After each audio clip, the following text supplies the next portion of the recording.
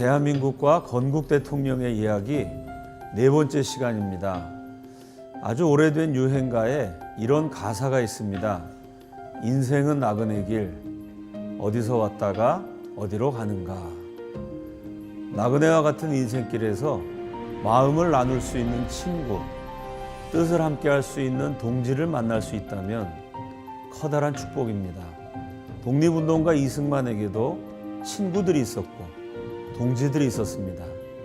오늘은 나그네처럼 전 세계를 떠돌면서 우리 민족의 자유와 독립을 위해서 투쟁했던 그 이승만 곁에 있었던 사람들의 이야기입니다. 첫 번째 소개해드릴 분은 존 포스터 덜레스. 이승만의 조지 워싱턴 대학, 하버드 대학교 박사과정 동창생입니다. 두 분이 모두 빼어난 천재였습니다. 또 그 당시 떠오르는 신흥 세력이었던 공산주의를 아주 싫어했던 반공주의자이기도 했습니다. 이 존 포스터 덜레스는 훗날 미국의 국무장관이 되죠. 지금도 미국인들을 대상으로 역대 국무장관 가운데 누가 가장 뛰어난가 설문조사를 하면 랭킹 3위 안에 드는 지금도 존경받는 위대한 정치인입니다. 1950년 6.25 전쟁이 터지기 불과 열흘 전, 일주일 전에 존 포스터 덜레스, 이승만의 오랜 친구가 국무부 고문 자격으로 한국을 방문합니다. 오랜 친구 이승만을 다시 만나게 되죠. 두 분이 여러 가지 면에서 의기투합했지만 동시에 국익을 놓고는 양보 없는 치열한 논쟁을 벌입니다. 특히 이승만 박사가 언성을 높이면서 미국의 정책이 틀려먹었다고 자기 친구에게 막 면박을 줍니다. 그때 이승만이 비판했던 내용이요. 애치슨 선언이라는 게 있습니다. 미국 국무장관 애치슨이 미국의 방위선을 일본까지로 선정을 했어요. 그러니까 한반도는 미국 방위 영역에서 벗어나기 때문에 그 애치슨 선언이 공산 집단의 오판을 유도해서 전쟁이 일어난 중요한 원인이 되기도 합니다. 그 애치슨 선언이 틀려먹었다. 거대한 대륙 중국이 공산화되도록 미국이 방치한 것은 거대한 실수다. 나중에 미국이 중국 공산화를 방치한 것 때문에 아주 크나큰 대가를 지불할 것이다. 막 소리를 질러가며 친구에게 미국의 정책을 비판합니다. 그리고 이승만 대통령이 국무부 특사였던 존 포스터 덜레스를 38선으로 그대로 데려갑니다. 그 당시 남한이 처한 안보 상황을 직접 발로 걷고 눈으로 보고 귀로 듣게 만듭니다. 포스터 덜레스가 38선을 시찰하면서 한국의 안보가 얼마나 위태로운 상황인지를 아주 몸으로 느끼게 됩니다. 그리고 그가 한국을 떠나기 전에 6.25 전쟁 터지기 정확하게 일주일 전입니다. 1950년 6월 18일 대한민국 국회에서 연설을 합니다. 그 연설 가운데 대단히 의미심장한 한 대목이 있어요.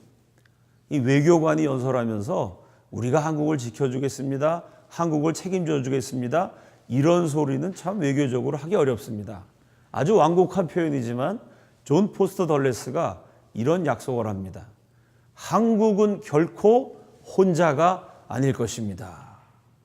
거대한 자유세계에서 한 역할을 감당하는 대한민국은 결코 혼자도 아니고 앞으로도 혼자일 수 없습니다. 이게 전쟁 나오면 꼭 한국을 도와주겠다는 약속으로 해석할 만한 언급입니다. 그리고 일주일 후에 6.25 전쟁이 터져요. 그때 존 포스터 덜레스는 일본 교토에서 관광을 하고 있었어요. 전쟁 났다는 소식을 듣자마자 급하게 일정을 중단하고 미국 국무부 장관에게 보내는 보고서를 작성합니다. 그 보고서에 즉각 대군을 참전시켜서 대한민국의 공산화를 막아야 된다. 미국의 즉각 참전을 유도하는 데 기여한 문서로 평가되는 존 포스터 덜레스의 전문입니다. 이렇게 6.25 전쟁 직전에 이승만의 친구가 한국에 왔어요. 전쟁 막바지에 방공포로 석방이라는 세계가 깜짝 놀라는 대사건이 일어납니다. 3년 동안 대한민국을 위해서 싸워주고 3천만 국민을 먹여주고 입혀주고 재워줬던 그 미국과 정면 승부를 벌인 이승만의 엄청난 승부수예요. 그 미국 사람들이 지키고 있었던 방공포로를 27,389명을 석방했으니 아이젠하워 대통령이 진노합니다. 그때 미국 정부가 의논했던 계획이 에버레디 플랜. 50년 지나 기밀 문서가 해제되어서 일반에 공개된 내용입니다. 그 에버레디 플랜의 내용은 이승만을 제거하는 것이죠. 감히 미국의 반기를 들었던 이승만을 납치하든지 암살하든지 그리고 새로운 사람을 내세워서 미국은 이 수렁과도 같은 한반도에서 떠난다. 에버레디 플랜을 의논할 때 아이젠하워 대통령을 결사적으로 막으면서 미국이 끝까지 이승만과 대한민국을 지원하도록 설득한 사람이 6.25 전쟁 터질 때 국무부 고문이었던 이 존 포스터 덜레스가 전쟁 말기에는 국무장관이 되어서 이승만과 대한민국을 지켜주는 역할을 합니다. 그리고 시청자 여러분께서 보시는 사진처럼 한미 상호 방위조약, 한미 동맹을 체결할 때 존 포스터 덜레스가 서울에 와서 직접 서명을 합니다. 이렇게 이승만이 대학 시절, 박사과정 시절에 함께 동문수학했던 친구 존 포스터 덜레스와의 인연이 대한민국을 구하고 공산화해서 이 나라를 지켜내는데 아주 중요한 공헌을 하게 됩니다. 이승만이 독립운동을 하면서 Friends of Korea, 직역하면 한국의 친구들, 보통 한미친선협회, 우호협회 이렇게 번역을 합니다. 그런 단체를 만들어가지고 미국인들에게 한국에 대해서 알립니다. 미국의 정치가들, 언론인들, 각 분야 전문인들, 특히 기독교 계통의 지도자들이 많이 모여듭니다. 회원이 제일 많을 때 2만 명에 달할 만큼 영향력 있는 단체가 되었죠. 어느 날 그 Friends of Korea 단체의 아주 중요한 활동을 하시는 분이 젊은 미군을 데리고 옵니다. 닥터 승만리, 내 딸내미가 얼마 전에 시집을 갔는데 우리 사위입니다. 소령 계급장을 달고 있는 미군을 소개해줘요. 이승만 박사가 탁월한 통찰력이 있으신 분이니까요. 이 미군을 만나보니 보통 사람이 아닙니다. 이 미군 소령이 나중에는 큰 인물이 될 것이고, 이승만은 제가 지난 시간에 말씀드렸던 것처럼요, 미국과 일본의 전쟁을 50년 전에 예견하신 분입니다. 어느 나라나 전쟁이 일어나면 군인들이 영웅이 됩니다. 군인들이 스타가 되죠. 이 전쟁을 승리로 이끈 위대한 장군들이 나라의 일을 좌우하게 됩니다. 그래서 이승만이 판단할 때 저 소령이 보통 사람이 아닌데 나중에 저 사람이 미국의 위대한 장군이 되면 그 미국과 일본이 전쟁을 하게 될 것이고, 어쩌면 저 미군의 도움을 크게 받을 수도 있겠다라고 순간적으로 판단을 하게 돼요. 그리고 우리의 독립과 건국을 위한 인맥을 만듭니다. 그 미군한테 굉장히 잘해줘요. 크리스마스에 카드도 보내고 또 생일날 선물도 주고 두 분이 아주 절친하게 지냅니다. 막상 친구가 되어 보니까 공통점이 너무 많아요. 둘 다 최고의 천재. 동시에 둘 다 당시로서는 드물게 투철한 반공주의자, 아주 공산주의를 싫어했습니다. 독실한 기독교인이었고요. 밤에 주무시는 잠자리에 드는 습관까지 비슷했어요. 두 분이 다 잠자기 전에 아내에게 성경을 읽어줘요. 그 기도해 줍니다. 또 아내가 남편을 위해서 성경을 읽어주고 기도해 줘요. 자, 부부지간에 취침하는 습관까지 비슷할 정도로 공통점이 많아서 두 분이 아주 가까운 사이가 됩니다. 그 미군이 누굴까요? 여러분 보시는 사진처럼 인천 상륙작전의 영웅 메가더입니다. 우리가 역사를 배워야 되는 이유, 세상에 공짜가 없어요. 무상급식? 그게 무상급식입니까? 세금급식입니까? 내가 돈을 안 낸다고 무상입니까? 천만의 말씀. 누군가가 낸 세금으로 급식하는 거죠. 하늘에서 비처럼 무슨 도시락이 점심 식사가 떨어지는 것도 아니고 세상에 공짜는 없습니다. 메가더가 대한민국을 위해서 열심히 싸워주고 성공 확률이 5,000분의 1이라는 인천 상륙작전까지 감행하고 웬만한 한국인보다 한국을 더 사랑했던 이유, 저절로 된 것이 아니고요. 그 배후에는 메가더로 하여금 대한민국에 기여하게 만들려는 우리의 건국 대통령 독립투사 이승만 박사의 수십 년 세월에 걸친 눈물겨운 노력이 있었습니다. 자, 이승만과 메가더가 얼마나 가까웠는지요? 메가더만 나타나면 이승만 박사의 부인 프란체스카 여사가 질투가 났답니다. 아니, 두 분이 얼마나 다정하게 어깨동무하고 팔짱을 끼고 연인처럼 속삭이고 대화를 나누는지 우리 남편이 나보다 저 메가더를 더 사랑하는 거 아니야? 영부인께서 질투를 느낄 만큼 두 분이 아주 가깝게 지냈어요. 자, 여러분 보시는 사진처럼 팔짱 끼고 있지 않습니까? 꼭 두 사람이 사귀는 것 같죠? 만났는데 거의 뭐 악수만 하면 되지 이게 옆구리에 손댄 게 거의 포옹하는 장면, 이런 사진도 보이죠? 이 부인이 질투를 느낄 만큼 두 분이 가까이 지냈습니다. 메가더로 하여금 대한민국 편이 되도록 하기 위해서 숱한 노력을 하셨는데요. 그 이승만 박사의 노력 가운데 대표적인 것 한 가지, 메가더 장군의 아버지 메가더도 미국의 유명한 장군이었습니다. 대대로 장군을 배출한 명문가였죠. 아버지 메가더가 러일 전쟁 때 전세를 살피기 위해서 조선을 방문합니다. 강대국 장군의 환심을 사기 위해서 고종 황제가 귀중한 선물을 주죠. 조선의 국보급 향로입니다. 조선의 향로니 얼마나 멋진 예술품이겠어요. 아버지 메가더가 그 향로를 너무 자랑스럽게 생각했습니다. 자기 집에다가 전시실을 만들어 놓고요. 미국의 고위 지도자들, 군인들 집에다 초청해서 잔치를 벌입니다. 바베큐 파티하면서 그 향로를 자랑해요. 저 코리아라는 나라가 있습니다. 이게 그 나라 국보인데 그 나라 황제께서 저에게 선물한 것입니다. 아, 그럼 미국의 고위 지도자들이 국보를 보니 근사하거든요. 이야, 그거 참 멋진 예술품이 있어서 좋으시겠습니다. 이 아버지가 그거를 자랑스러워하다가 아들에게 잘 간직하라고 가보로 물려줍니다. 그 메가더도 그 향로를 아꼈어요. 그런데 메가더가 전쟁하느라 아시아 주둔 사령관으로 오래 근무를 하느라고 무려 16년 동안이나 자기 고향집에 돌아가지 못하게 됩니다. 그 향로가 보고 싶어가지고요. 향로를 운반을 해가지고 사령관 막사에다가 전시를 해놨어요. 전쟁을 하면서도 자랑을 합니다. 같이 싸우는 동료 장군들, 외국 수반들 오면은 이게 조선의 국보고 우리 집안의 가보입니다. 그 아버지 유전자를 물려받아갖고 자랑하는 걸 좋아했어요. 그런데 또 문제가 생겨요.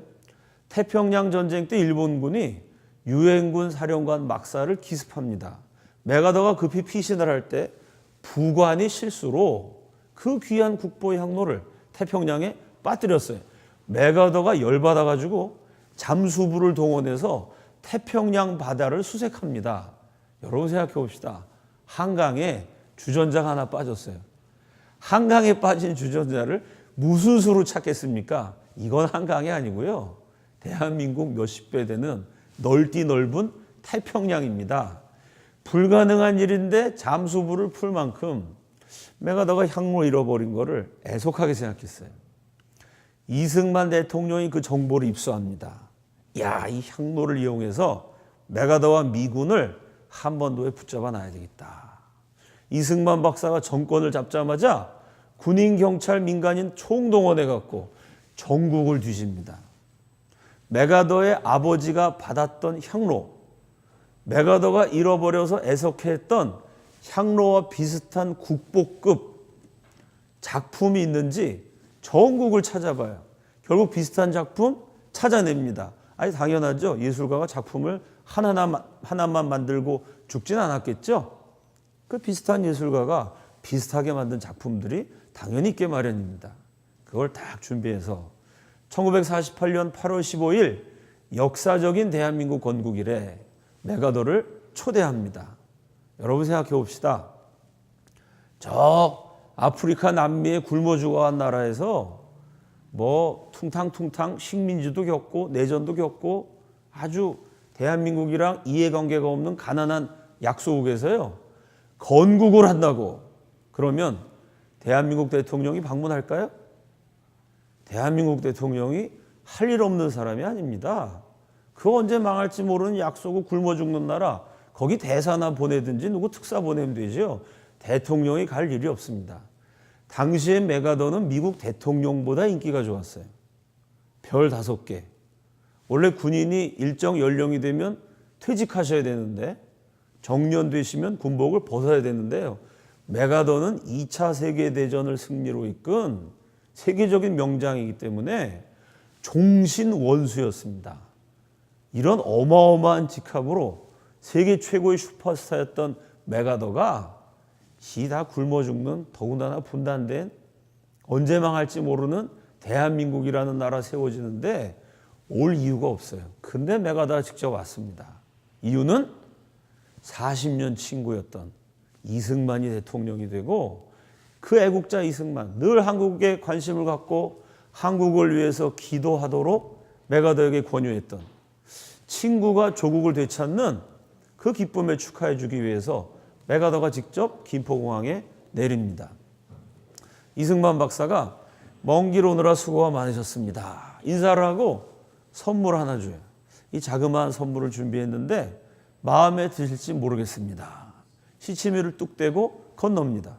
감사합니다. 그리고 메가더가 풀어봤더니 정신이 번쩍 들고 눈이 튀어나왔겠죠. 아버지에게 물려받은 본인이 잃어버려서 너무나 애석해했던 그 국보급 향로, 멋진 예술품이 나타나는 겁니다. 메가더가 얼마나 감격했겠어요. 그때 이승만 대통령이 자기 친구에게 정중하게 허리를 숙여서 이렇게 인사합니다. 각하를 향한 우리 한국인의 마음입니다. 코리아를 잊지 말아 주십시오. 자기 친구에게 그렇게 부탁을 해요. 약소국 대통령이 나라를 지키기 위해서 최선을 다한 과정입니다. 제일 좋은 거는요, 우리 힘으로 일본을 물리치는 게 제일 좋아요. 식민지 조선에 힘이 없었습니다. 미국이 원자폭탄 떨어뜨려주는 바람에 미국의 도움으로 해방이 됐죠. 자, 대한민국 건국했는데 해방 당시 북한의 경제 규모는 남한의 대략 40배 정도 됐다 그럽니다. 북한이 훨씬 잘 살았고요. 국방 분야에는 비교가 안 될 만큼 북한이 막강했습니다. 자, 우리 힘으로 나라를 되찾고 우리 힘으로 공산당을 물리치는 게 제일 좋습니다. 그건 어디까지나 이론이고요.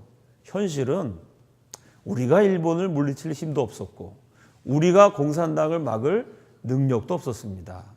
또 한 번 미국의 도움을 받아야 돼요. 그래서 이승만 대통령이 자기 친구에게 선물을 주면서 코리아를 잊지 말아 주십시오. 부탁을 합니다. 그 선물에 담긴 이승만의 마음을 40년 친구인 메가더가 몰랐을 리가 없죠. 그날 모든 행사를 마치고 비행기 트랙에 오르는 메가더 원수의 모습을 담기 위해서 전 세계 주요 외신의 기자들이 일제히 카메라 플래시를 터뜨립니다. 그 카메라 앞에서 메가더가 대한민국을 위한 위대한 언론 플레이를 하죠. 이승만에게 어깨 동무를 하고 다정한 포즈를 취하면서 이렇게 얘기합니다. 각하, 만약에 공산주의자들이 쳐들어오면 저 메가더는 한국의 수도 서울이 아니라 미국의 수도 워싱턴에서 전쟁이 난 것으로 간구하고 한국의 어떤 지역, 경기도나 강원도가 공격당한 것이 아니라 미국의 캘리포니아나 텍사스가 공격당한 것으로 간주하고 최선을 다해 싸워서 각하의 조국과 각하의 정부와 각하의 국민을 지켜드리겠습니다. 기자들 앞에서 메가더가 직접 이런 멘트를 하니까 기자들이 그걸 안 받아 적을 수 없습니다. 여러분 보시는 것처럼 1948년 8월 15일자 지금도 세계적인 언론이죠. 뉴욕타임즈에 메가더의 이야기가 그대로 실려 있어요. 그 멘트를 그대로 적고 나서 기자가 한마디 논평을 붙입니다. 메가더가 오늘 오버했다 이렇게 썼어요. 자기 친구 이승만이 40년 고생해서 나라 되찾고 대통령 되니까 너무 기뻐서 그 친구에게 선물을 주기 위해서 지키지도 못할 약속을 했다. 장군으로서 경망스럽다. 이런 논평을 내렸습니다. 왜 그랬을까요? 여러분 공산당이 서울에서 총을 빵 쏘면 워싱턴에서 사람이 하고 죽겠습니까? 공산당이 서울 쳐들어오는 것과 워싱턴은 아무 상관이 없어요. 한국에서 전쟁이 일어나는 것과 미군은 아무 상관이 없습니다. 그런데 맥아더가 뭐라 그랬냐면은 한국에서 전쟁이 일어나면 미국 수도 캘리포니아 같은 지역 방어하는 것처럼 최선을 다해 싸워준다고 약속했습니다. 이건 기자가 볼 때 지키지도 못할 약속을 경솔하고 경망스럽게 한 것이죠. 그런데 맥아더는 오버한 게 아니었습니다. 6.25 전쟁이 났을 때 트루만 대통령이 결단을 내렸고 존 포스터 덜레스 같은 민간 관료, 맥아더 미국 군부 최고 지도자가 즉각 참전을 주장합니다. 그리고 178만 명의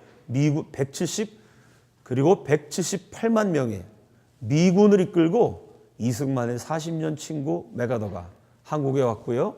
인천 상륙작전을 성공시켜 대한민국을 지켜주게 됩니다. 한번 생각해 봅시다. 김일성이 북한의 지도자로 선택된 이유 가운데 하나가 빨치산 투사 가운데 학력이 제일 높았습니다. 소련 사람들이 보니까 그 당시 조선은 90%가량이 문맹입니다. 글자 읽을 줄 아는 사람 10% 남짓인데요. 그 가운데 김일성이 중학교 중퇴 학력이었습니다. 그 당시 조선인으로서는 굉장히 고학력이었기 때문에 소련이 김일성을 지도자로 선택을 하죠. 자, 그 시대 배경 속에서 보면요. 중학교 중퇴해서 북한 지도자가 됐다. 이 역사를 염두에 두면 이승만은 아시아인, 황인종, 동양인 최초의 세계 명문 프린스턴 국제법 박사입니다. 거기다가 오늘날까지 미국인들이 가장 존경하는 국무장관 덜레스, 가장 존경하는 장군 맥아더의 친구였습니다.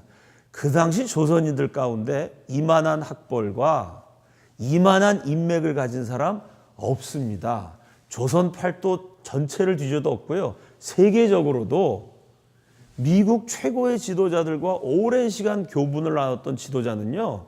다른 강대국에서도 찾아보기 어렵습니다. 식민지 조선에 이승만이라는 독보적인 인물이 더군다나 우리 민족을 정말 사랑했던 애국자가 있어서 그분이 건국 대통령이 되셨다는 것, 이 민족에게 내리신 정말 놀라운 축복이 아닐 수 없습니다.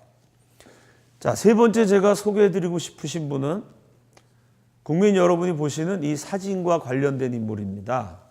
이 사진은 중국인 목장을 하고 있는 이승만, 하와이에서 독립운동을 하고 계셨는데요.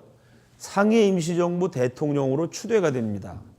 그래서 하와이에서 상해로 떠나서 상해에 활동하던 당시 그 삼엄한 일본 경찰의 감시를 뚫기 위해서 중국 사람 목장을 하고 중국인으로 위장한 장면입니다. 하와이에서 상해까지 가는 길도 대단히 위태로웠습니다. 그 당시 일본 제국주의는 이승만에게 30만 달러, 조선 독립운동가에게 내건 현상금 가운데 최고액입니다. 저 불령선인이라 그랬죠. 천황폐하에게 순종하지 않는 일본 입장에서 보면은 반역자, 독립투사 가운데 최고 우두머리. 이승만에게 붙은 제목은 예수교의 거괴. 뭐 기독교 나라 세운다 이러면서 독립운동하니까요. 예수교의 거대한 괴수, 저 이승만에게 30만 달러 현상금이 붙어 있었어요. 그러니 하와이에서 상해까지 가기가 거의 불가능했는데 그때 도움을 준 친구가 보수익입니다. 문제는 이 보수익의 직업이 장의사였던 점이죠. 보수익이 어떻게 이승만을 상해까지 밀항을 시켰냐면요. 하와이에서 일하던 중국인 노동자들이 있습니다. 그 중국인 노동자들이 이역만리 타국에서 일하다가 죽으면 그 시신을 관에다가 실어가지고 중국까지 운반을 하겠죠. 보수익이 장의사이기 때문에 시체를 중국에 보내는 일을 했어요.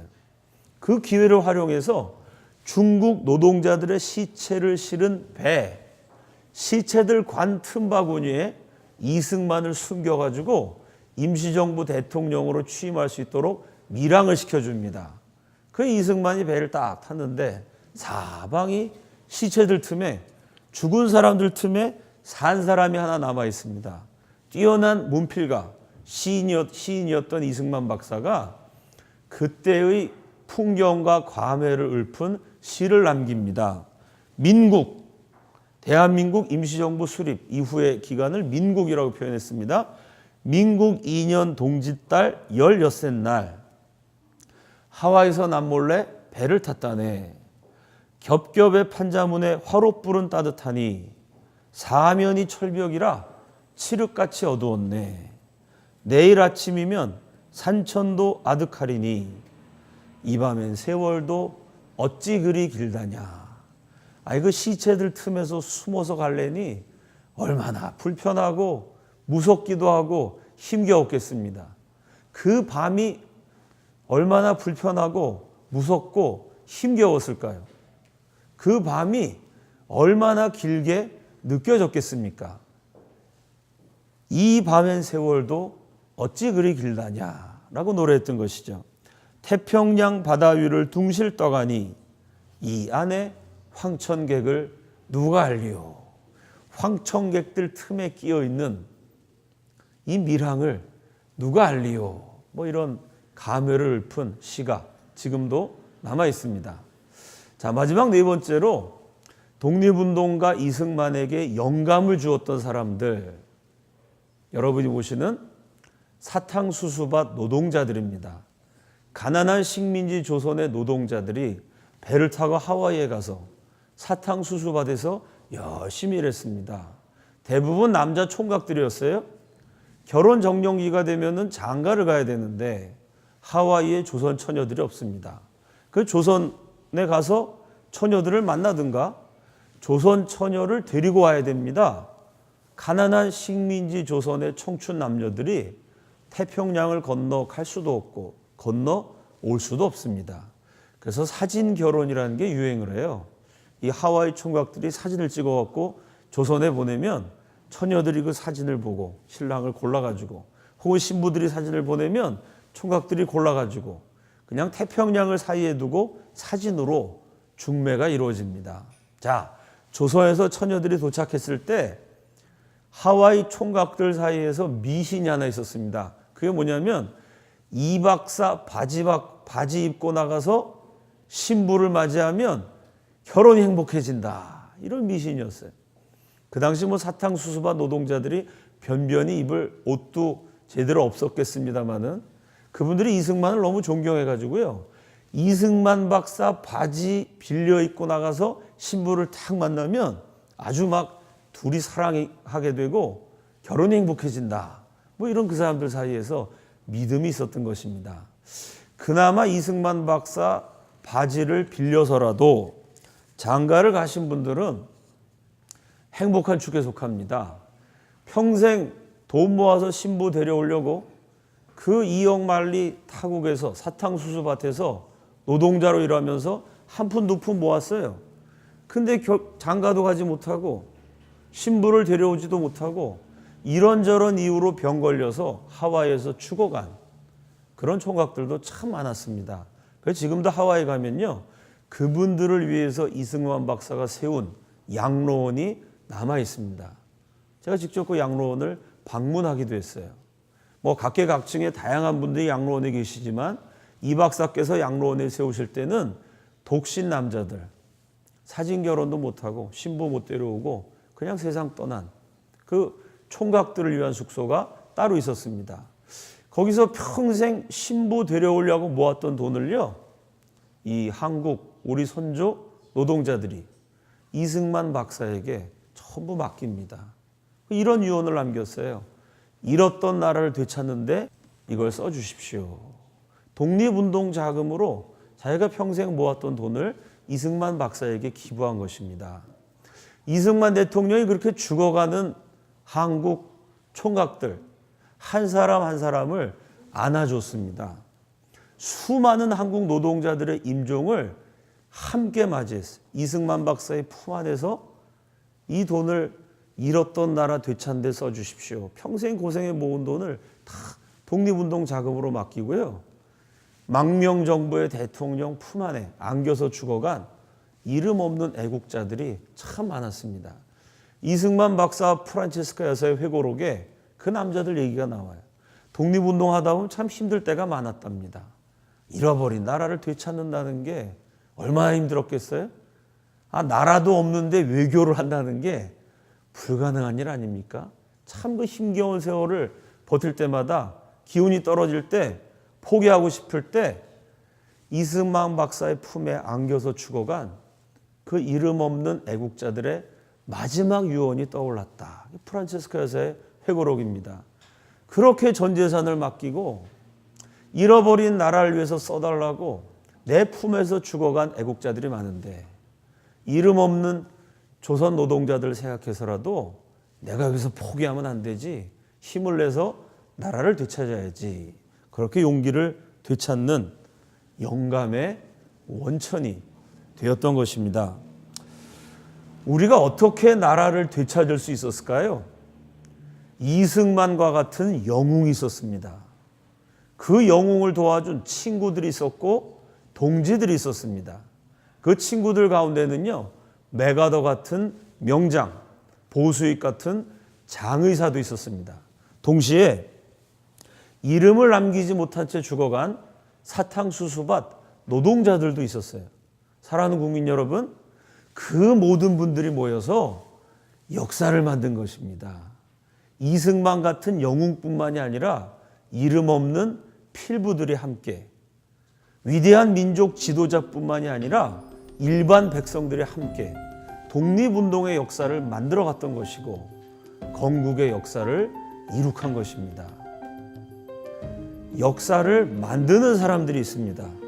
동시에 누군가 피를 흘려가며 만들어 놓은 역사를 그저 누리고 즐기기만 하는 사람도 있습니다. 이렇게 어렵게 되찾은 대한민국 또다시 위기를 맞이하고 있습니다. 위기에 처한 우리 조국에서 구국의 역사를 새로 만들어가는 저와 여러분이 될 수 있기를 기원하면서 네 번째 강의를 마치겠습니다. 감사합니다.